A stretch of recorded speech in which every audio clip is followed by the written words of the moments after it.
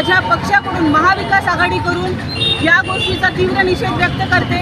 आज आपल्या महाराष्ट्रात बदलापूर आहे, लातूर आहे, पुणे आहे, मुंबई आहे आणि कोलकातासारख्या भारताच्या पूर्ण परिसरात इतक्या लाजिरवाण्या इतक्या निंदनीय घटना घडत आहेत। अक्षरशः 4 वर्षाच्या मुलीला सुद्धा सोडलं जात नाही। मला हा प्रश्न प्रशासनाला विचारायचा आहे, गृह खात्याला विचारायचा आहे, तुमचं प्रशासन तुमची व्यवस्था काय करत आहे? आणि माझ्या खिडक्या लाडक्या भावांना मला विचारायचं आहे, तुम्ही सरकारमध्ये बसून महाराष्ट्र कशा पद्धतीने तुम्ही हँडल करत आहात? कायदा सुव्यवस्था आणि संरक्षण जर तुम्ही करू शकत नसाल तर तुम्ही राजीनाम्याची तयारी करा।